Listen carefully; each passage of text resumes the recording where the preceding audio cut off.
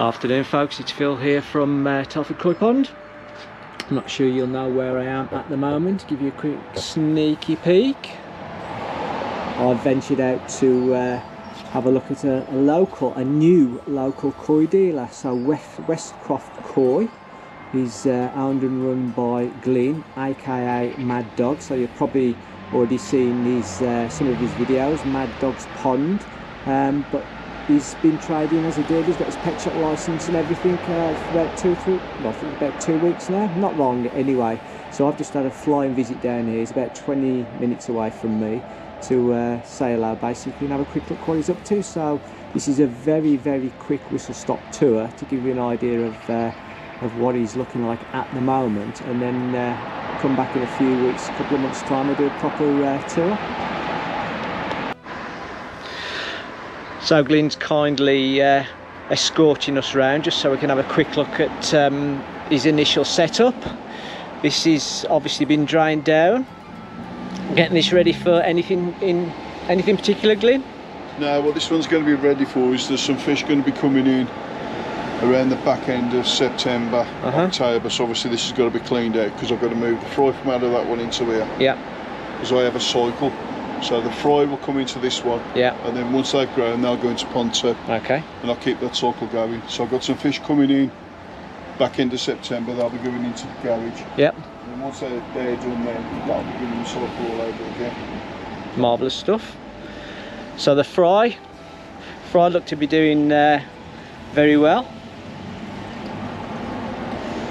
So these are all Adam Boyer fish. Yeah. And obviously there's all sorts in here.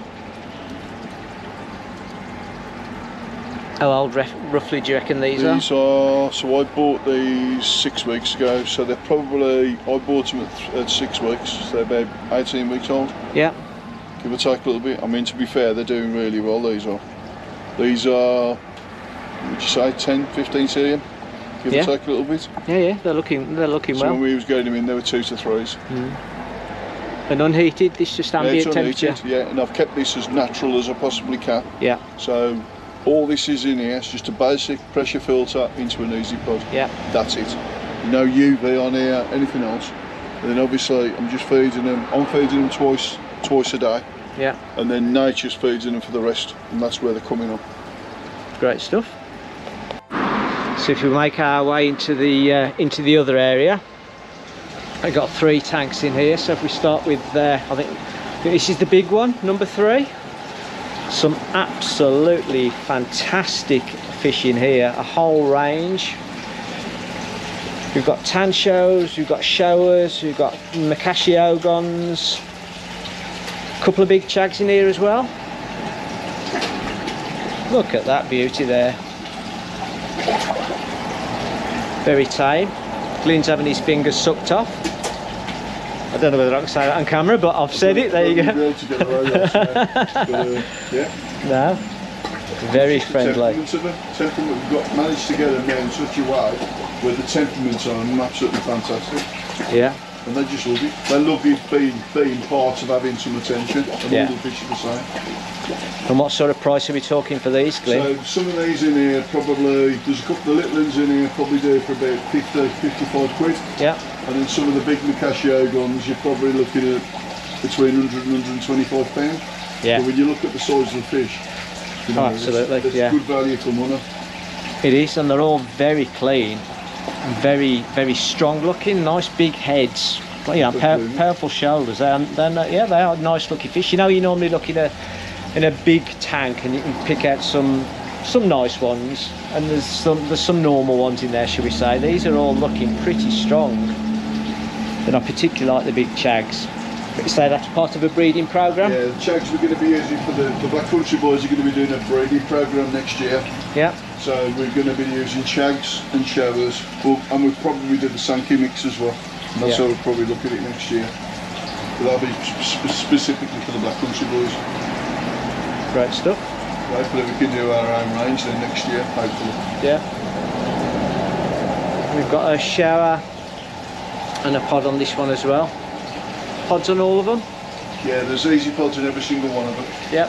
I've kept everything as standard as I possibly can, just to keep everything simple, for want of a better word. I was going to say, the philosophy that I've got from it is Land Rover taught me to standardise everything. Yeah. So it'll either always be right or always be wrong. Yeah. And at the moment, as you can see, everything's okay. It is. So, and obviously if I've got a problem then, I'll have a problem across the board. Yeah. The only difference, obviously, every single pond is individually separated. Yeah. I cannot get any more biosecure if I try it. No. And that's what you need, safeguarding the health of the fish. That's what it all comes down to at the end of the day. Just have a wander across and have a look at pond number 2.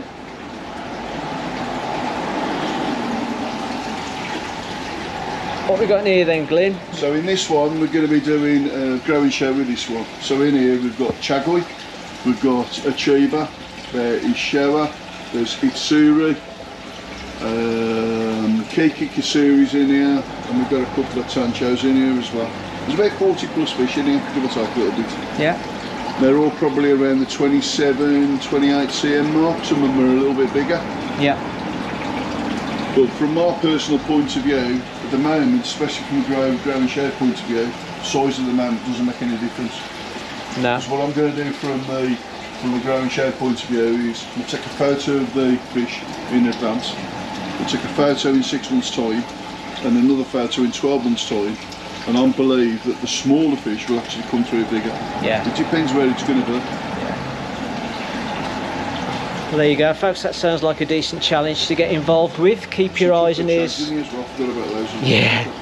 Keep your eyes and ears peeled for the growing show. And then if we just pop over and have a look, yeah, at the other tank. I must confess to already having a look at this, because there's a fish in here that has got a heart, a perfect heart. Well, that one's nearly perfect if you look at that side, but it's on its side. You wait until it turns round. Come this way. Come this way, you bugger. There we go. Look at that. Look at the heart on the side of that fish. That is a Valentine's Day fish if ever I saw one. But other than that, some other nice ones in here. Height series. A couple of nice Achibas, Tancho Achiba. Are these for sale, Glyn? There's only a couple that'll be for sale in here. These are my personal collection. These okay. Are. So there's a couple of Jinrin Kahakus in here. There's Hoitsuri, there's a Jinrin Chagoi in here. I don't know whether you remember, but that's the Super Mango from last year when it was in my tank, in the hallway. Yeah, I remember seeing that in a little fish, well, not a little fish tank, but a fish tank in Glyn's hallway, and that is fairly substantial now. They're obviously loving life, that's for sure. Should just point out they've got a special guest that's just wandered in. So we've got Craig, a.k.a. a cup of tea and a slice of cake. Scrag 68. So I'm sure you already know Craig's channel. If you don't, go and have a laugh, because it's well worth a watch.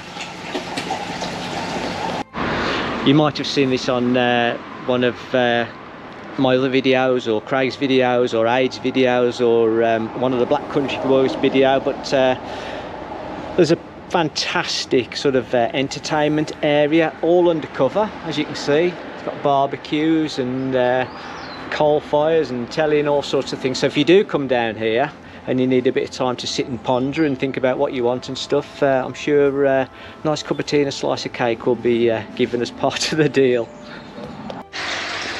So access all areas. Glyn's kindly showing us an extra tank that he's got situated in the garage at the moment.